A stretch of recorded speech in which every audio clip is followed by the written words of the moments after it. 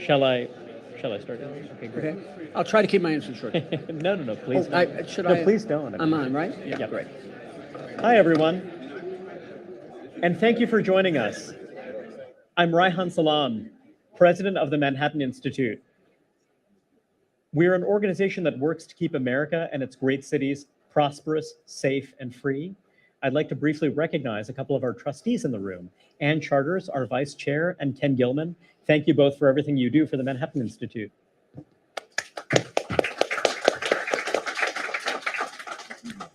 I'm honored and delighted to be joined today by Paul Vallas, one of the nation's most accomplished public servants, and most recently, a candidate for mayor of Chicago.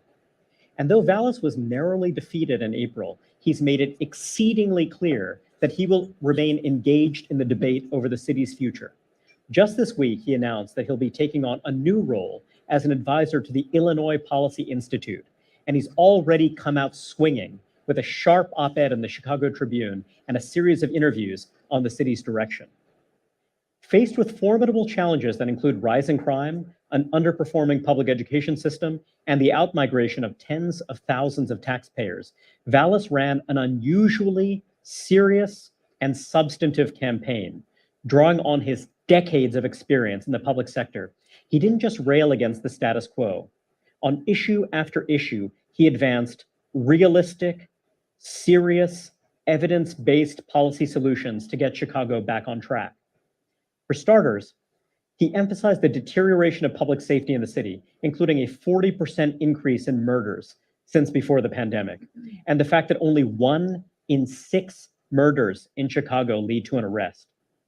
He outlined a detailed plan to rebuild the city's police and detective ranks and provide the department with the tools it needs to get crime under control. On education, he highlighted the fact that only 60% of the system's education spending actually reached the classroom, and that 80% of CPS students read below grade level. He offered policies to help students ill-served by the system, including expanding magnet schools, creating work-study programs for high schoolers, and better identifying kids who need wraparound services. And Vallas speaks with special authority on the topic of fixing schools because he has an immense amount of experience doing just that. He led the Chicago public schools from 1995 to 2001, drawing national attention, including from the then president of the United States, Bill Clinton, for a wealth of accomplishments, including increased test scores, reduced overcrowding, sound budgeting, new international baccalaureate programs in high schools, and expanded educational choice. He also led turnaround efforts in several other cities, including Philadelphia, New Orleans, and Bridgeport, Connecticut. So how did the public respond to Vallas's candidacy? He won a plurality of the first round vote with significantly more support than any other candidate. But he lost the runoff to Brandon Johnson, a longtime organizer for the famously militant Chicago Teachers Union, by a mere 16,000 votes. By way of comparison, Cook County saw a net population loss of 68,000 in 2022. In the conversation ahead, I plan to ask Vallas some easy questions about how to improve cities and his place in the modern Democratic Party, but also some hard questions about what it will take to build a coalition for reform in America's great cities. So let's please give him a warm welcome and get started. Thank you. Thank you very much. Where was this interview when I needed it? We could have spliced it into various commercials and it would have been great. Thank you. Thank you for the introduction. Of course. So Paul, you are truly one of the most experienced public servants working. You have worked not just in public education, you've worked in public housing, you have worked on the budget, you have worked in a range of different urban environments, and yet you found yourself up against an unusually formidable opponent, and that is the Chicago Teachers Union. I don't think it's a secret that you were very much at odds with the CTU, and I'm curious to hear your thoughts. When you were the CEO of the Chicago Public Schools, you had to work with the unionized teachers. You had to work constructively with them. You had to kind of get them to go along with you in various reform plans. I want to understand, tell us about the CTU, what makes the CTU unique, and what gives the CTU such outsized power in Chicago politics? Well, let me point out that I've actually negotiated collective bargaining agreements with unions in 4 different cities, even in New Orleans, where, which was a right to work state, where I had a great relationship with Larry Carter, who's now the head of the statewide teachers union there, on how to deal with teachers who are returning after Katrina, et cetera. So bottom line is I've always had a cordial relationship. I worked with let's call it the loyal opposition to the current teacher union leadership. It was really the individuals who were very close and disciples of Albert Shanker. I remember he actually visited Chicago when we were thinking of doing charter schools to talk about, because he was one of the early supporters of charter schools. People don't realize that he was an extremely, if I can use the word, in the 90s definition of progressive when it came to that type of thinking. The whole idea was to provide, to transform schools into innovation schools where you could have flexible rules to lengthen the day, to lengthen the year, even on the staffing side. So it was a different union leadership, and we had a great relationship during that period of time. Let me also point out that during that period of time, enrollment grew for 6 consecutive years. In fact, including 2 additional years after my departure. It's the only time since '79, with the exception of 1 or 2 years during that period of time, that enrollment has declined. Since then, that enrollment has grown. Since then, the district has lost about 125,000 students. Wow. So they're in a free fall. Incidentally, the funding continues to increase dramatically. So we always had a good working relationship. I think what happened, or I know what happened, it really happened about more than a decade ago. And obviously Karen Lewis was very responsible for that, the powerful head of the Chicago Teachers Union.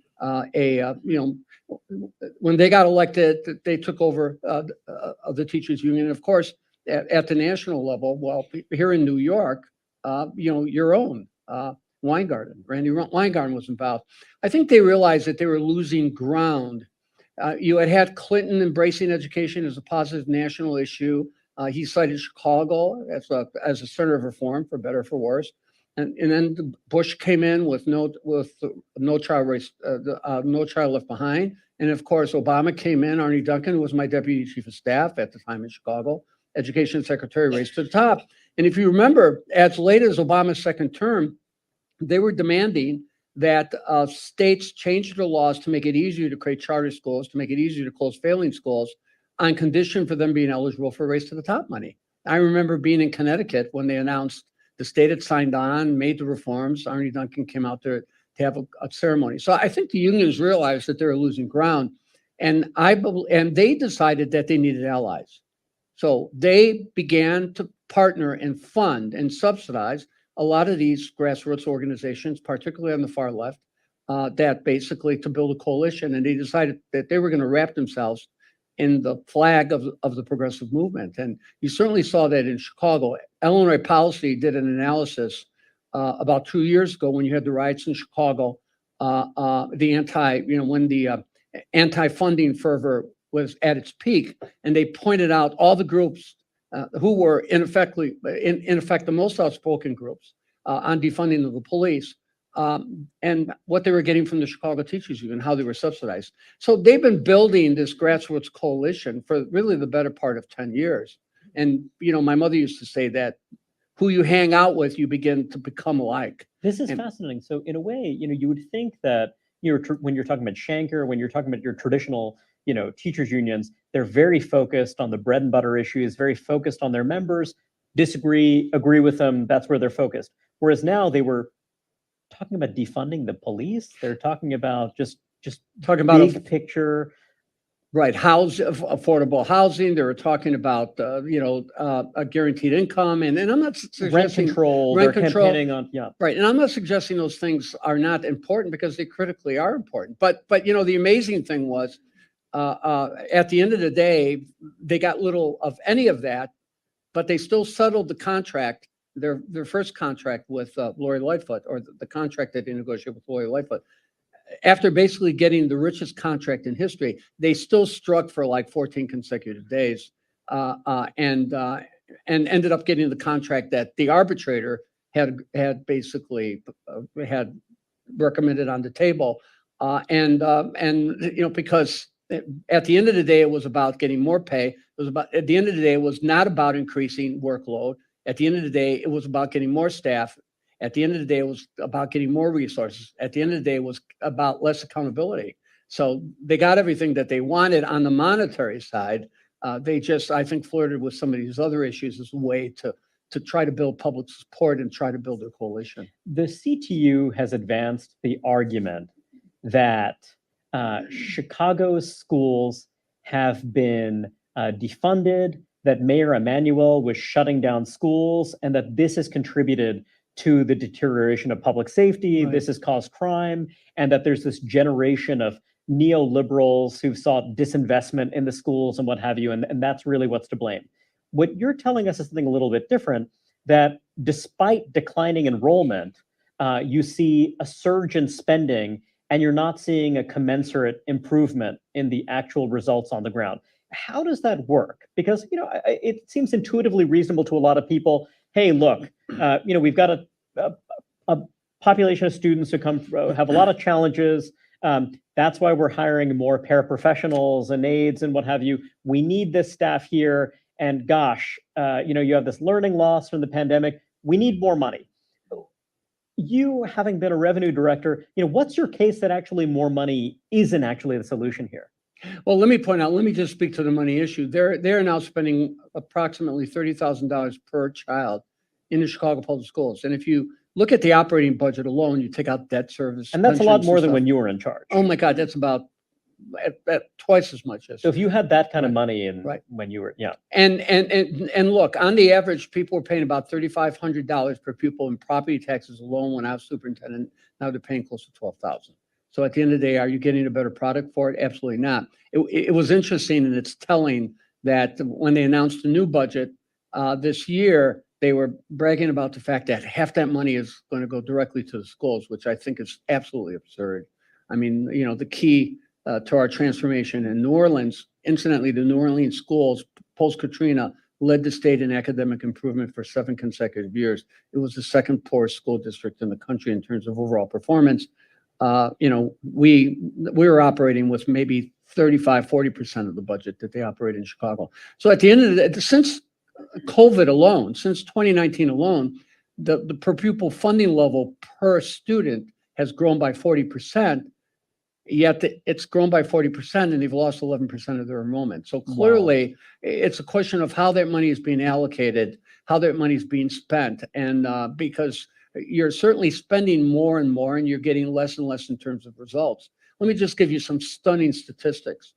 Post-Katrina, I get my natural disasters mixed up, having been in 4 hurricanes, I've a couple earthquakes, and obviously one pandemic. At the end of the day, right now, the Black and Latino population comprise 80% of the school district's student population.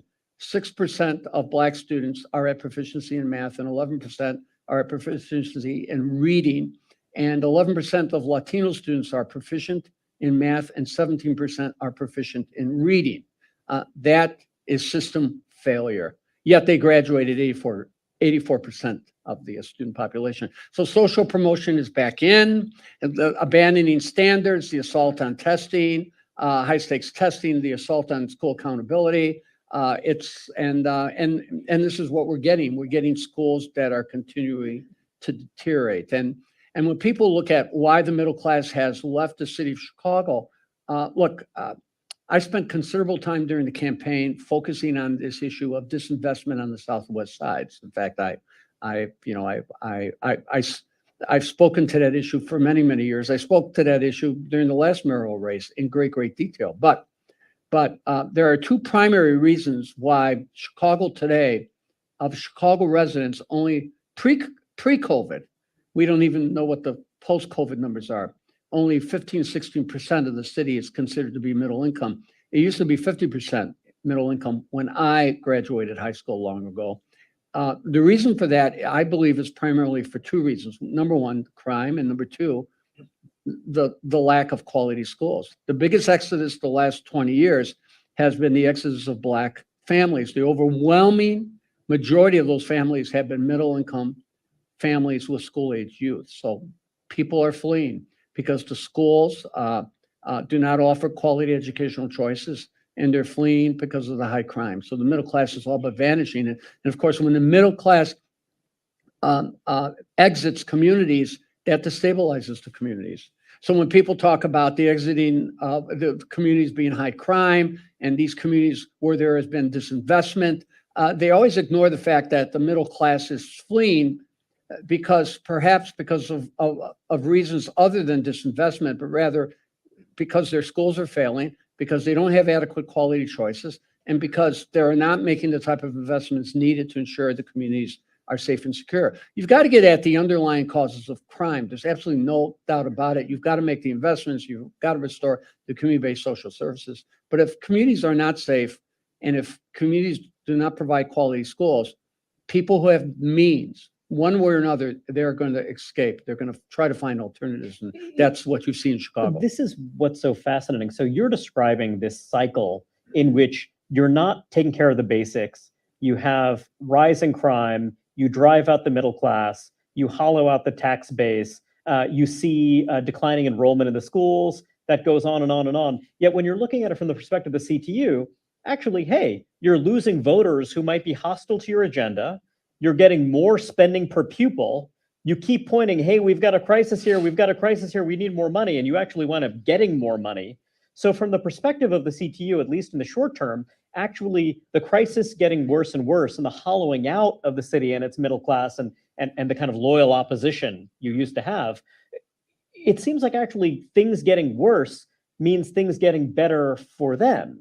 Am I getting that wrong? No, you're not getting it wrong at all. Look, I mean, you threw some statistics about the exodus of really one, for the most part, middle income and voters, middle income residents from Cook County. I saw a statistic that said since 2019, I think it's 2019, the city has lost 80,000 80,000 residents who fit that demographic. So clearly the city, in fact, is becoming much more bluer. And then the union is out there basically saying, it's a funding issue. It's a funding issue. We're not making the investment. We need to make more investments. Right now, for example, there's a big push to, to alter the school aid formula because they want to say, look, we need to get beyond per pupil funding, and we really need to prioritize needs-based funding, which really, in many respects, is a Trojan horse because what they're really trying to do is these schools are losing population, so they want to give the schools more money, so they're not losing. They're not losing the money they need to provide all the extracurricular activities and all the educational supports that are there. It's really a formula designed not to penalize schools that can't keep their kids. The money should be following the kids, but they want a formula that basically goes beyond that. Because as long as the system is overwhelmingly low income in a needs-based formula, the funding is going to flood in. And if they lose enrollment because people are not satisfied with the quality of their schools, there's going to be no financial consequence. I mean, Illinois Policy said that since the present leadership of the Chicago Teachers Union, the core group as they're called, took power, the district has lost about, I think, 87,000 enrollment, and yet they've gotten a 50% increase in funding. So there's no price to pay. What happens is more staff, more support, more members of the union, less instructional time, less burden, less work. There's no downside. There's no downside. There's no consequences. It almost seems as though, people talk about, you have low turnout in municipal elections, off-year elections, et cetera, et cetera. But what you're saying is almost that the elections that really matter are the elections for the leadership of the CTU. Yeah, one can argue that. And let me point out that the present leadership barely won. They got 54% of the vote. And so it's not like, even within the CTU, there's a general sense of dissatisfaction. Forbes did an analysis years ago. It's never been updated. And in the Forbes analysis, they estimated that 40% of the Chicago teachers do not send their kids to Chicago public schools.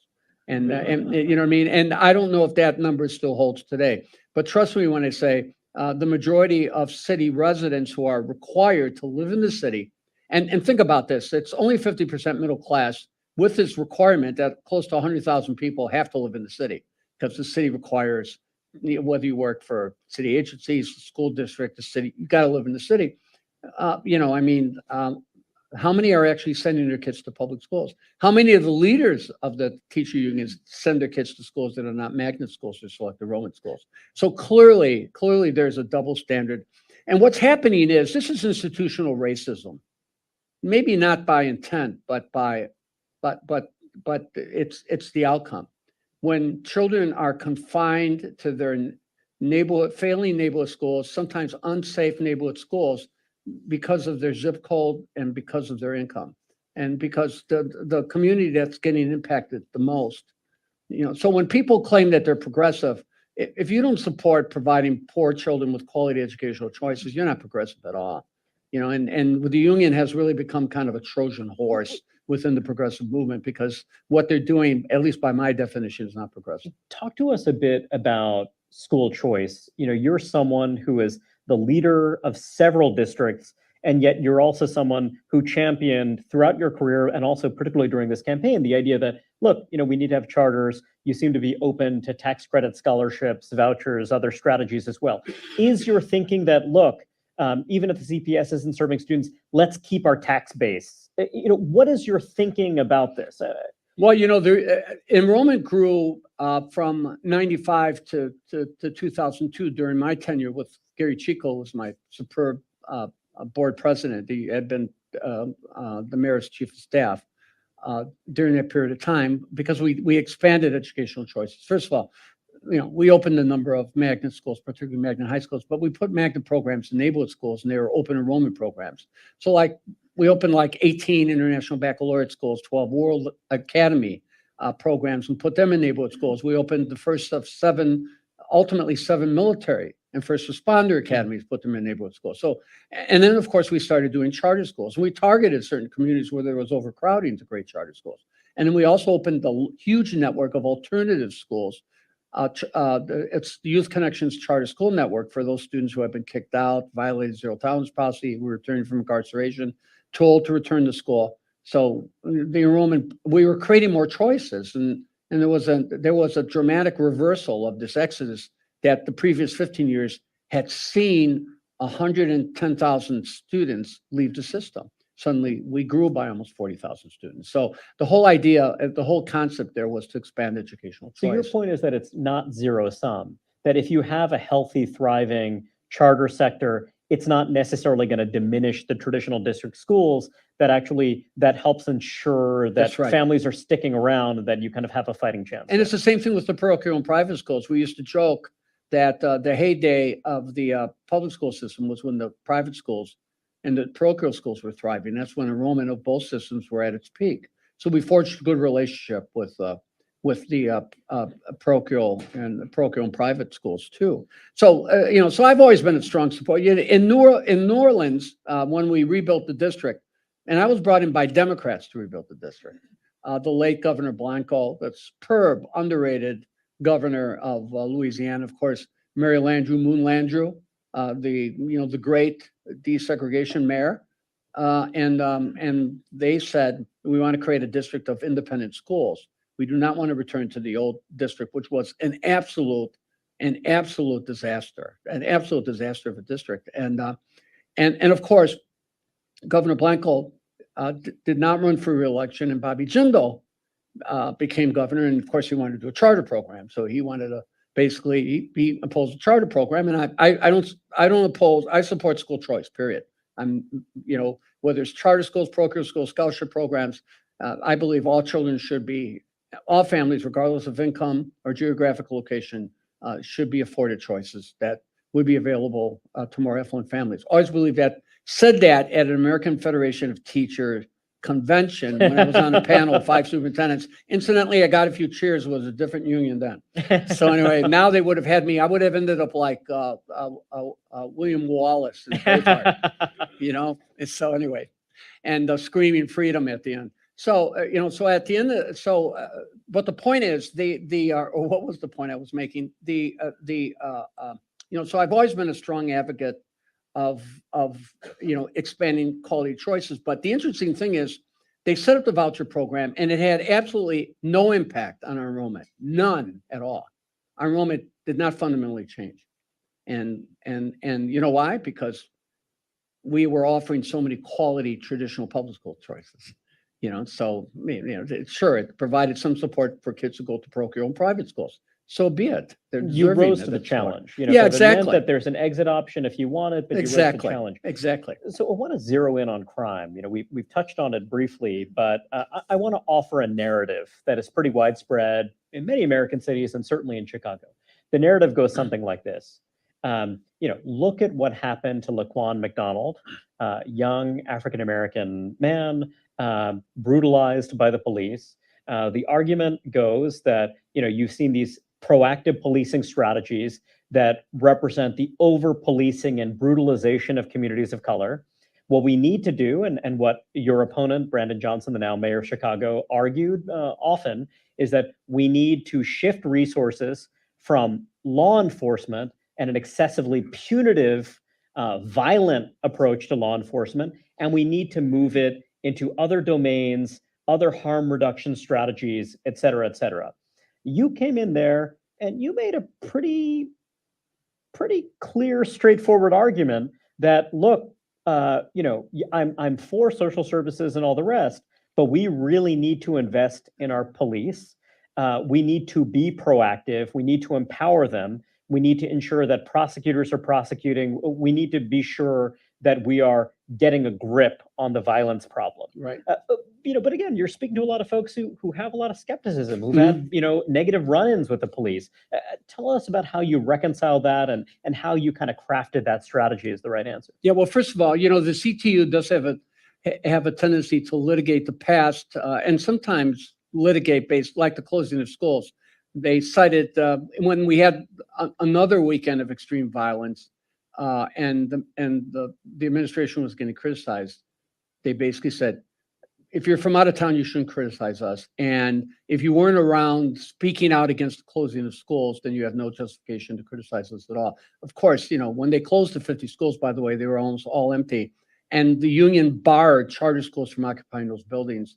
And there's like 125 charter schools. 80% of them are not in public buildings. And they would have readily rented those buildings and enrolled the remaining kids that were in those schools. And then, of course, they took no steps to reopen those schools as alternative schools for the thousands of young people, 18 to 21, who have left the system and could return if they would open schools to accommodate them. So at the end of the day, it's really, really, really hypocritical. But the point that I want to make about public safety is, I said what you have to do is you have to spend the public safety dollars in an efficient way. For example, you've got to fill the vacancies, okay? Because the amount of money they're paying in overtime almost covers what it will cost to fill those vacancies if they actually turned around and filled them. You got to get rid of the privatized police officers that are on the CTA. Imagine if you had privatized police officers in the New York subway system. You see the presence of New York City police officers on the subways and riding the trains and things. We have privatized security. They have no guns. They can't arrest. Most of the time they're on their cell phones and they run away if you have a conflict. So it was in Chicago, they spend 5 times as much as on K-12 education as they're spending on public safety. So this whole idea that, well, we're going to cut the police budget or redistribute police resources, it's just not going to happen, because when you don't fill vacancies, you end up paying $200 million in overtime. And because when the emergencies happen, you've got to fill the ranks. So you're not actually saving money. You're not actually saving money. You're not actually saving money. What you're doing is you're filling the vacancies, and you're engaging in a type of policing strategy that pushes the police officers down to the local beats. Because like a school system, we're only, at least according to the most recent report, half the money is finding its way into the local classrooms. In Chicago, only barely half the police officers find their way to the local police beats. So it's a question of how are you allocating your resources? It's a question of strategy. It's not a money issue, it's a money allocation issue. And it's the same thing with schools. The point that I made with schools is schools have got to become engaged too. They've got to be part of the public safety solution. Because since 2019, there's been a 50% increase in student murders and young people, school age youth being murdered. And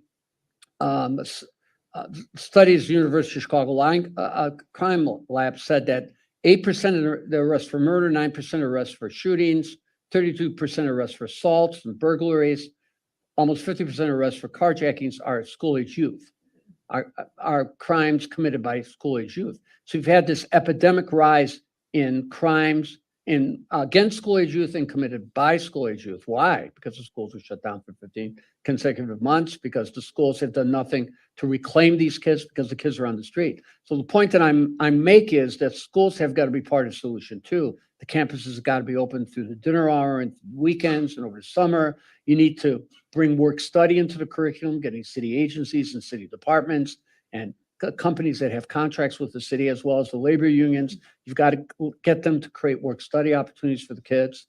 And this is not what is happening. We're debating how many police officer positions we should fill, and we're completely ignoring the fact that you have this entity out there, the public schools, that are spending almost 60% of the property taxes, get 25% of all the state and federal funding, and is literally consuming 5 times the amount of money that we're spending on public safety.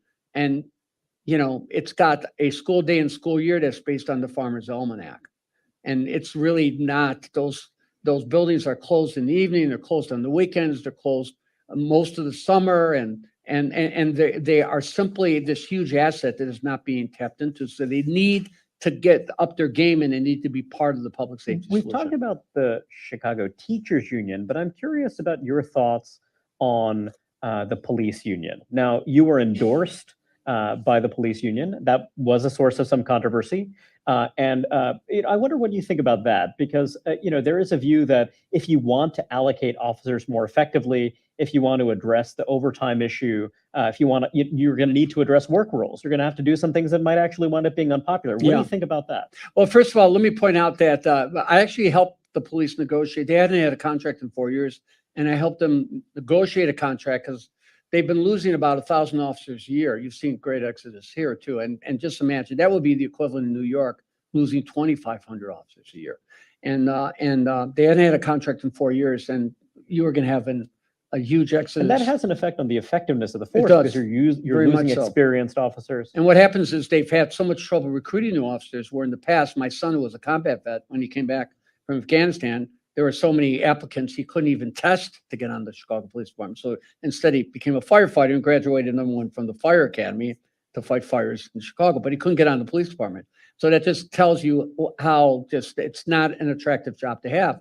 But the point, the point that I was that I wanted to make was that I helped the police get an 8-year contract for no compensation, and I also was not funded by the police department. They, or the FOP. I accepted no union endorsements or union subsidies or campaign contributions. Johnson, on the other hand, stayed on salary for the Chicago Teachers Union for the entire campaign, and was principally funded by the Chicago Teachers Union, who basically executive leadership made the decision to provide campaign contributions without a vote of the rank and file. So that just provides a contrast. But, to respond to your question is, filling vacancies, deploying the cops to the local police beats, basically, having a community policing strategy that puts gives primacy to beat integrity. Those are not things that the union would have objected to. So at the end of the day, everything I talked about from a strategic standpoint, in terms of returning to a community basing approach, was not something that was going to be resisted by the FOP. The big issues with the FOP have always been, besides compensation, and obviously there was big issues regarding COVID, officers being forced to work and then being penalized if they didn't get masked. Now, a number of officers died from COVID-related illnesses, and the city took 3 years to honor them, or to recognize them, or to extend their benefits. So there are a lot of issues like that. And then, of course, the whole police accountability issue. There's like 6 or 7 different entities that have, in one way or another, involved in police accountability. And there's there's a lack of consistency, and sometimes there's a lack of professionalism when the police are investigated. So those are the type of issues that you would have to wrestle with the FOP, not on the basic issues of strategy, of deployment, of returning to a community-based policing strategy that ensures that 911 calls are responded to in minutes as opposed to hours. A study came out last year that said, I think it was in 2021, 406,000 high priority 911 calls were not responded to, including 32,000 assaults and batteries in And progress. that's just a numbers issue, or is that a management issue? It's a combination. It's a numbers issue in that you don't have enough cops. It's a management issue in that you don't have enough. The cops you do have are not being deployed to the streets. It's like the schools too. Is it just the teachers union, or is it an incompetent central office administration when only 50% by their own definition of money is finding its way into the local schools and the local classrooms? Do you blame the union, or do you blame the current leadership? It's interesting because, you could argue that the union is going to push and push and push and push. The question is, do you have a counterparty on the other side who's actually going to push back, or who's going to negotiate in a credible way? So I wonder, there is a lot of pessimism about America's urban cores. You were leading the Chicago public schools at a time when you had immigrant inflows. You had a lot of middle income, upper middle income professionals who wanted to be part of the city's revival. That was an extremely exciting, promising time. Right now, for all the reasons we've discussed, you have folks heading for the exits. You have Black families, middle income families moving to the Sun Belt. You have families that are not just moving to the suburbs, moving out of the region altogether. And then you have a core, you have an office district that had attracted a lot of commuters, that had been a big driver of the service economy, a big driver of revenue for the city. And there are a lot of people who are saying now that those days are over. We're fully in the age of remote work now. You're just in a much, much more competitive landscape. Tell us about your views on the economic strategy for Chicago. In this kind of post-COVID remote work world, how do you address some of those fiscal pressures? How do you address the question of how do you restore economic vitality to a great American city? Well, look, you're not going to revitalize the city unless you address the issue of public safety and the rise in crime and the deteriorating schools. People will say, well, it's because of COVID. I submit to you that it was because of the way we responded to COVID. I mean, literally shutting down the city's economy for the better part of 15 months, decimating the sectors of the economy that employ the working poor, for example, devastating. Obviously, the schools, traumatizing, having literally 330,000 kids on the street for 15 consecutive months. The school campuses closed. I used to view the schools as needing to provide for everything that the families could not provide: 3 meals a day, a place to go into the early evenings until it's time to sleep, on the weekends and the holidays. So you're not going to begin to restore confidence, and people are not going to return to the downtown area. People are not going to come in and shop. People are not going to start to are not going to see the city as a weekend destination place. And as long as the perception of whether it's reality, but the perception is that the city is unsafe, and you're not going to slow or reverse the loss of the middle class if they feel not only that the neighborhoods are unsafe, but if the only way that you're going to be able to live in Chicago and raise children is if you earn enough money to send your kids to. So what you're saying is that in a way, I'm talking about champagne problems, because in a way you haven't even gotten the basics right. That's right. And at a minimum, you want to get that right, and then the rest of it may well solve itself if you just kind of address the kind of safety and the kind of education quality. Well, look, COVID has had an impact on the economy, and it's never going to be the same. Again, I mean, people are used to working at home. The whole work culture has changed in so many ways. But, if you talk to businesses downtown, they will tell you that the number one issue is that the downtown is not safe. Last year, you had 38 murders in the downtown area. Before COVID, you had maybe 4 or 5. And like the 4 or 5 it's too many. I mean, when you have 100 car thefts a day, when you have assaults, when you have probably hundreds of thousands of crimes not even being reported because the police do not have a car that can respond to the call at a critical time. A lot of people have just given up on making 911 So the calls violence altogether. is Public spilling safety. over. The violence is spilling over, and I believe that the violence is much more pervasive than people realize. Also, what's happening, because people always look at the murder rate and they go, well, the murder rate. What will happen is when there's a breakdown in crime, you'll see a spike in the murder rate, but it's not like it'll go up every year. It spikes, it reaches a certain level, and then it hovers at that level. And right now, it's probably hovering at a level that is probably about 300, 350 murders higher than what would normally, kind of like the pre-COVID level. And so it's hovering there. But for 3 years in a row, the other crime, the crime in aggregate has skyrocketed 30, 40% every year. It's up again 38% this year.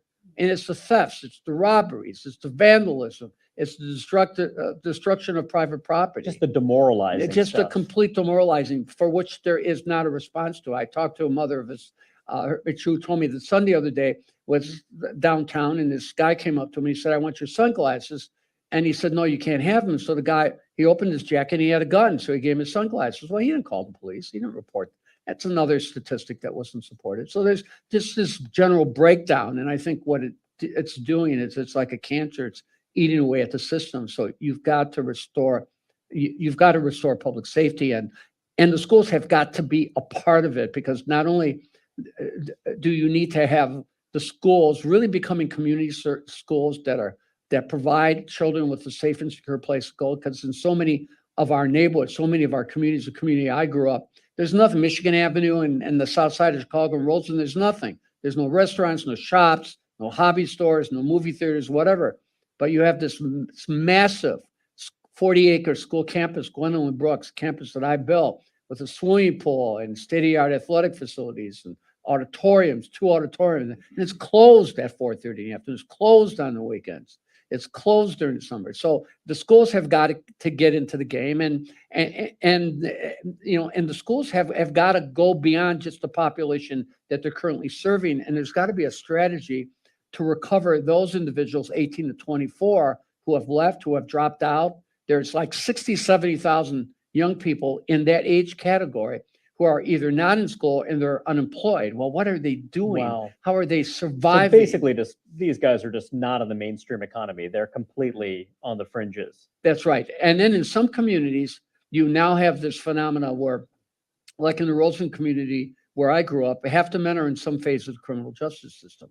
So where's the reentry programs? Where are the opportunities for them to become reintegrated into the community? So you've got to have a strategy to address those issues. So it's just not public safety, it's just not law enforcement. But when you have an entity like the Chicago Public Schools, which spend 35% of all the resources that are spent, governmental resources that are spent in the city, and 60% of your property taxes, and they're serving an ever dwindling population, and they're not serving them well.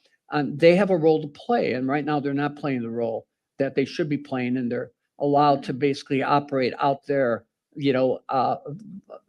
on their own, just consuming more and more of the city's diminishing resources, and not being a part of the solution, because they've got to be part of it. Before I open this up to the group, Yeah. and I do want to do that, I have a couple of kind of broader questions for you.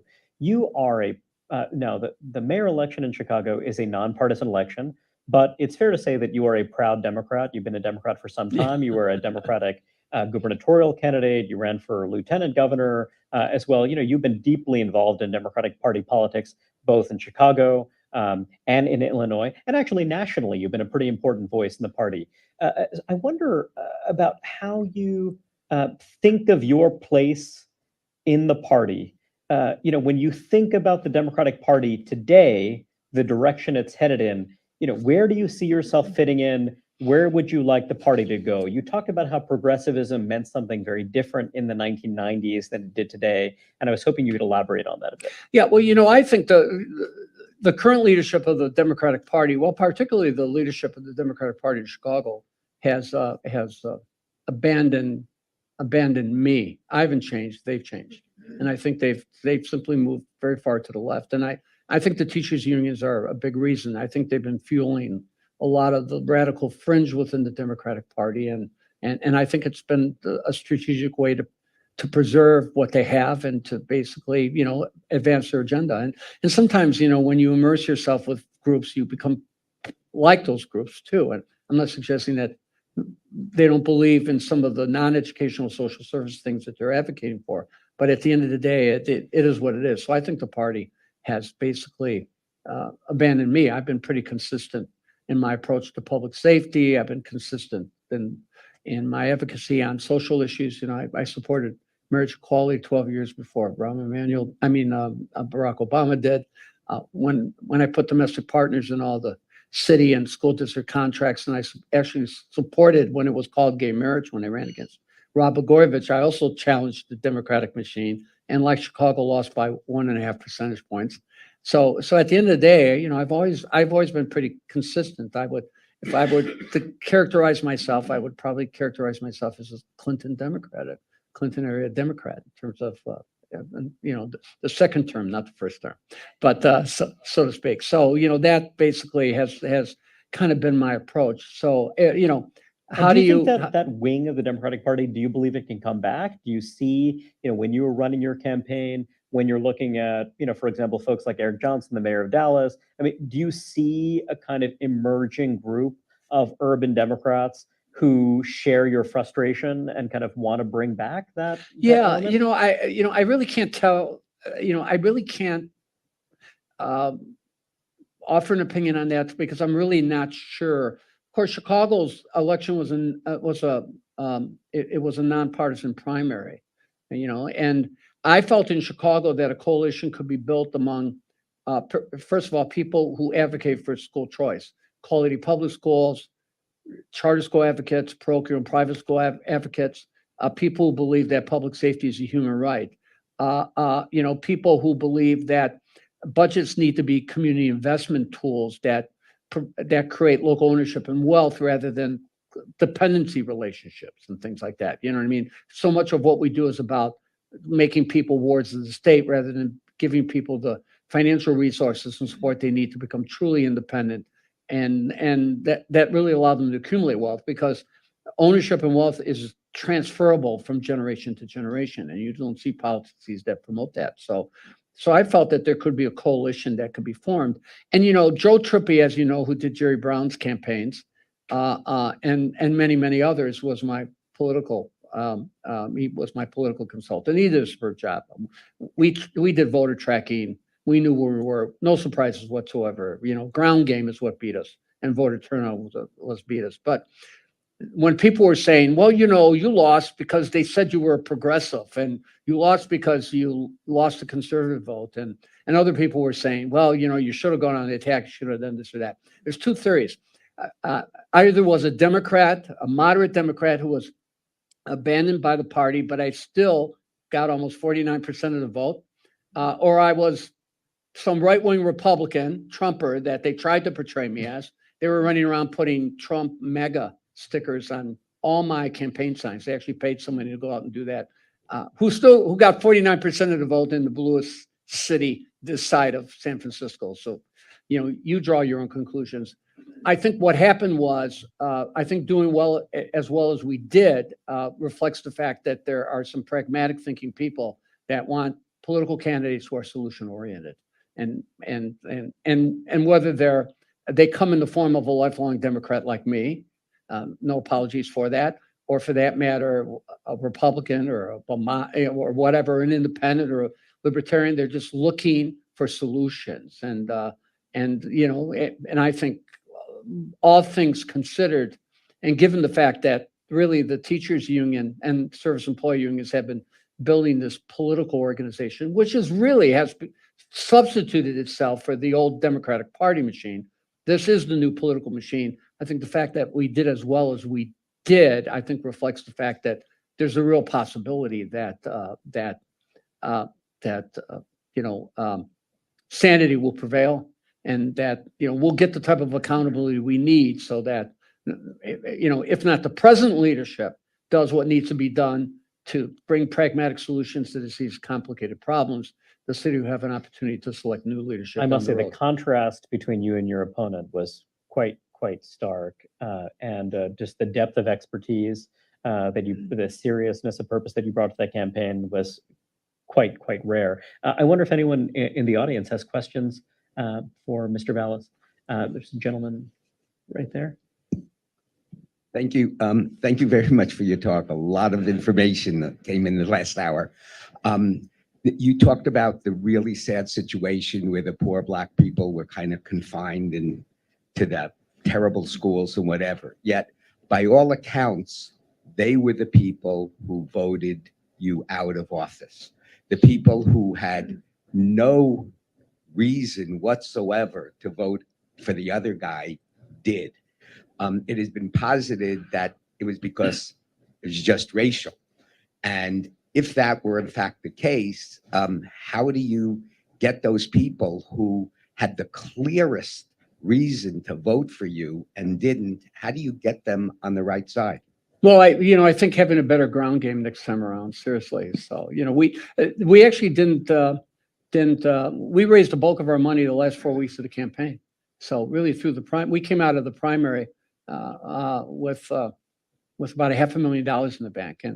And so we had like 4 weeks to build a field organization. So we got all organized. I mean, you got to give the teachers union and the organizers credit. And, you were running against a professional organizer. Yeah, we were running against the machine. When I ran against Rob Blagojevich years ago, when I left Chicago, I decided that, to run for governor. I felt I could do at the state level what I was unable to do at the local level. Same thing. I ran against a political organization, didn't get endorsed, and lost by 1.5 percentage points because we just didn't have the ground game. So, I think that was it. That was it. But at the end of the day, I never held office, so I wasn't voted out of office. And yes, I mean, clearly the Black vote closed ranks around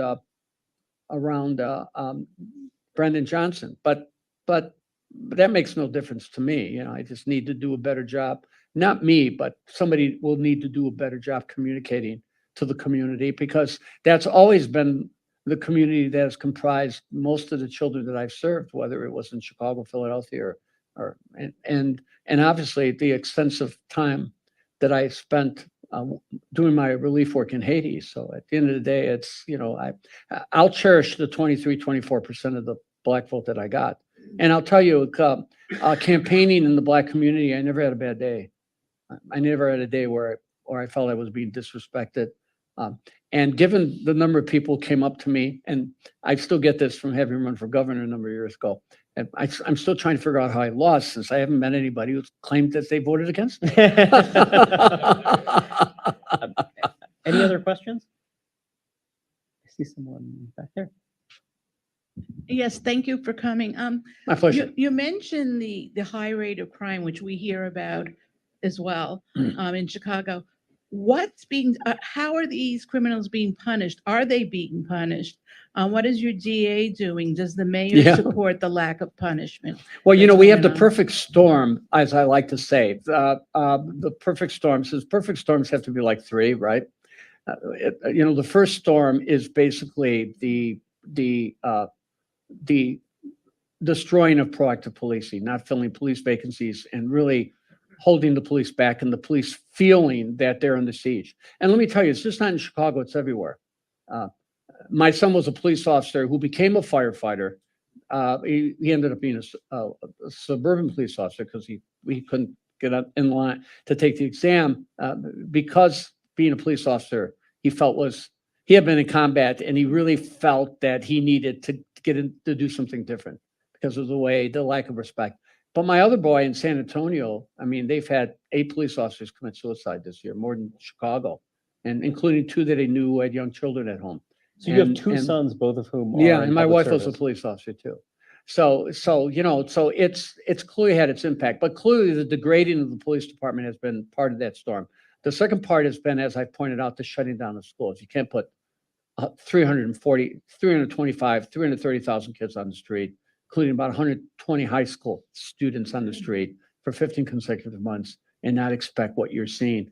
But then the third thing that happened that had an impact was besides the state's attorney's office.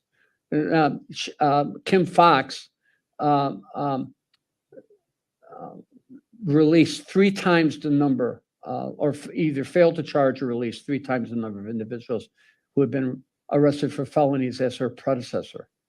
And of course, in their pretrial release program, you have celebrated cases of individuals who have been arrested for murder or for shootings who had been out on felony bail. In fact, there's a group, it's called CWB Chicago. And what they do is they monitor the number of individuals arrested for murder and shootings who have been on felony bail.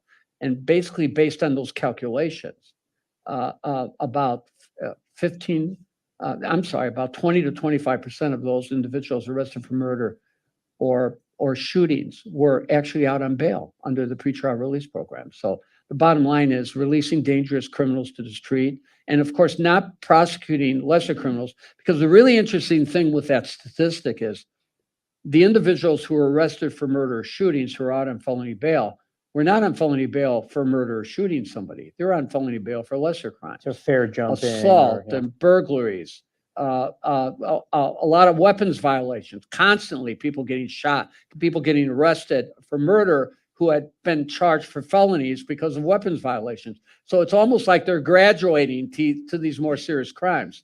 So that's the storm. The schools engaged, they're not involved in actually doing damage with their COVID or post-COVID lack of recovery policies. Of course, the demoralizing and degrading of the police department combined with these state's attorneys who see themselves as social workers and not prosecutors. And I believe that's the root cause of the problem, whether you're here, whether you're Chicago, for that matter, for New York, in New York. Any other questions? We have a couple of questions up here too, but let's go there first. Yeah, what you're describing in terms of middle-class flight sounds like a classic example of what Ed Glazer called the Curly effect, of people of the political class trying to drive out the middle class and people who would not be supporting them.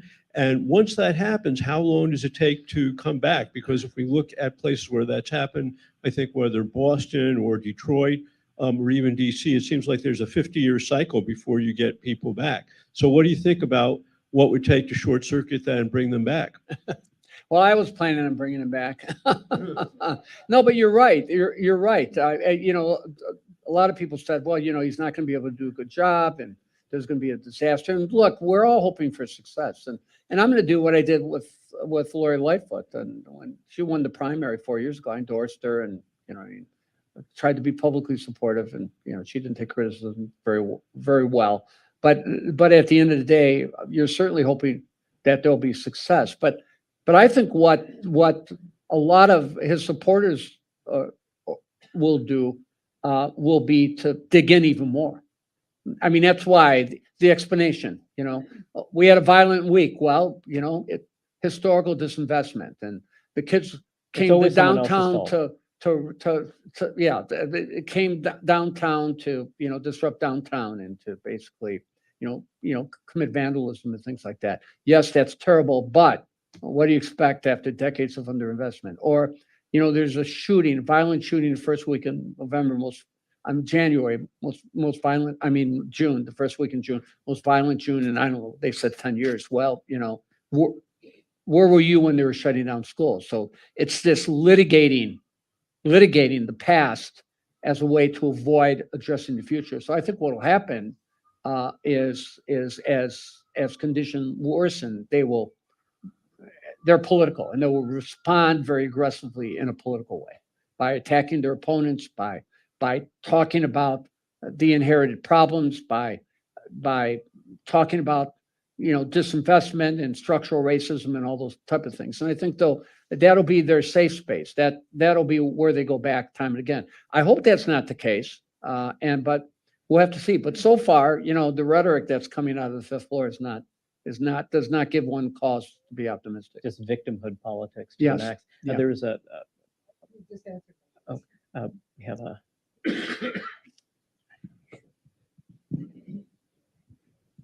Yes, Mr. Vallas, changing the topic somewhat. I'm wondering if you have any thoughts about the importance or future of vocational technical education in our public schools. I come from a state of Massachusetts where there's been a real revolution in that area. And I'm wondering if you have any thoughts about that. Yeah, well, first of all, I think, look, the idea that we're going to start opening up these vocational schools or reopening those vocational schools, and that's going to address the needs of vocational education, or for that matter, work study, that's going to fall far short. I believe in high schools dedicated to vocational education, and I support the P-Tech model where you have basically high schools partnering with community colleges so that you have this track and young people can start earning pre-apprentices programs. Those concepts all work, but they still don't go far enough.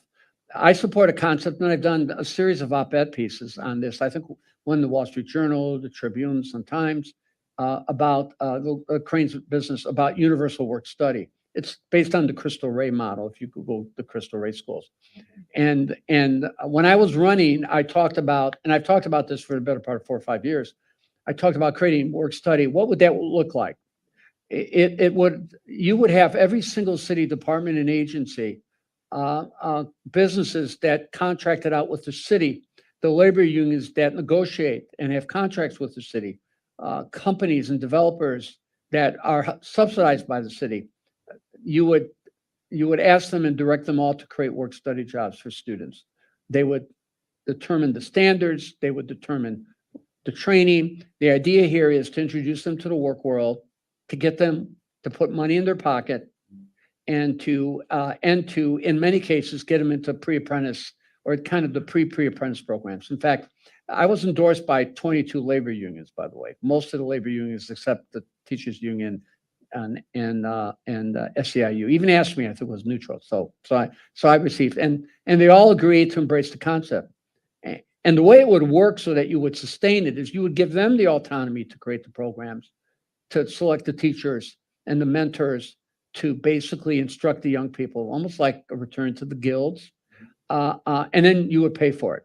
And how would you pay for it? You would pay for it by taking the money that you now spend on irrelevant electives and all these irrelevant course offerings that are offered at the high school level, particularly at the senior year, where if you're college bound, you're basically taking filler courses. And you would use that money to, in effect, fund those programs. Plus, there's federal money available under the WIOA program for young people who are chronically unemployed, who have dropped out, things like that. So you could literally create universal work study. We actually did that, not on a massive scale, but when we were in Chicago, back during our tenure, we had about 15,000 high school students in work study year round. In fact, high school students were allowed to form their own businesses, and we registered them as businesses. There are like about 40 businesses that were created, computer repair businesses. And the paid businesses. employment aspect of it, is Yeah, that you something pay that you them. find gets students more motivated, Yes. makes school stickier when they're actually seeing a tangible result? That's right, part-time job, and you're introducing them to the workforce. But the idea here is not to dictate. So, for example, like the plumbers union, they have their own training program. They would have taken 150 kids a year and trained them and mentored them, and they would have plumbers mentor the kids. I'm opening my 12th military high school. I've opened 11 military high schools in 4 different states. They're military academies, like Culver Military Academy, ROTC 5 days a week. Many of them have work study programs in the first responder professions. So the first one I'm opening as a civilian, not as a superintendent, I created a not-for-profit, is by invitation in Arkansas. It's a charter school. It's the Arkansas Military and First Responder High School. The Walton family is a big supporter of that. And the kids are in ROTC 5 days a week, uniformed, it's got a commandant. And when the kids hit their sophomore year, after their freshman years like boot camp, they all get to participate in paid work study internships. With who? The Pulaski County Sheriff, the Little Rock Police, the Little Rock Fire Department, the local avionics at the local airport, the nursing, the Pulaski County EMT, where they can actually get initial EMT certification. So it's work study. So the kids college-bound work-study. Law firms could create work-study programs. Banks could create work-study programs. So you could do this on a massive scale. You could do this in New York and on a massive scale and create paid work-study programs for these young kids. When I was in 8th grade, my dad was an accountant and we're Greek. So eventually we got into the restaurant business, because he's the Greek genius. My brother stayed in the restaurant business and prospered. Me, I became a poor public servant and got out. You know what I mean? And when my dad kicked me out, he knew I didn't want to stay in the restaurant business. But before he employed us by opening the restaurant, when he was a CPA, GI Bill, came back, became a CPA. So since 8th grade, I worked. And when I was in 8th grade, I worked at a florist. And I made $35 a week in 1967, which is like $250. I hated the work, but I was surrounded by kind of role models, the Mitchell boys, you know what I mean? My dad's working all the time, so I saw people working. I had money in my pocket, you know what I mean? And it was a different time. So we can do this on a massive scale. So this is another example of the point that I want to make. This is not a financial issue. It's a prioritization issue. But try to get the unions to agree to get rid of irrelevant electives. Many of these electives that are offered, you could replace with clubs. Do you need a theater elective, or could you have a theater club? Do you need a film elective? You could have a film club. You can replace them with clubs, extended day, extracurricular activities. But there's an example of how you can incentivize young people to remain in school, because now they're working 10, 12 hours a week. Maybe they're making $120 a week or $130, $140 a week. You're putting money in their pocket at a young age. You're getting them engaged. If they're doing first responder internships, they're being mentored by a police officer who gets a stipend to mentor them and to guide them, or a fireman or EMT. I mean, this would be a way that you could do work study on a massive scale in multiple professions. And each of the labor unions had agreed from the carpenters on that they were going to create work study jobs that I would subsidize. And then I would leave it up to them to set the criteria. And then the kids have to decide. This is what they have to do. This is the expectation. They have to show up. They have to, whatever. So I think that is something that you could do anywhere in any city, and in partnership with your other local governments, particularly if they use their position to encourage the labor unions and obviously businesses that have their relationships with to participate. Okay. Social studies teacher in the public schools goes on to serve as a revenue director, goes on to run some of the biggest, most complex public school systems in the country, some of the kind of hardest cases, runs for office on multiple occasions, literally developed based on that kind of experience, real, tangible, practical, actionable plans where he had real partners who were ready to hit the ground running. I really believe that, Mr. Vallas, I mean, you've led an extraordinary public life. I'm incredibly pleased to hear that you're not giving up on that you're still putting yourself in this awkward, difficult position of alienating some people, pissing some people off, because it is extremely important. I'm so grateful to you for being here with us Thank you. tonight and for your incredible service. Please join me in thanking Mr. Vallas for everything. Thank you very much. Thank you.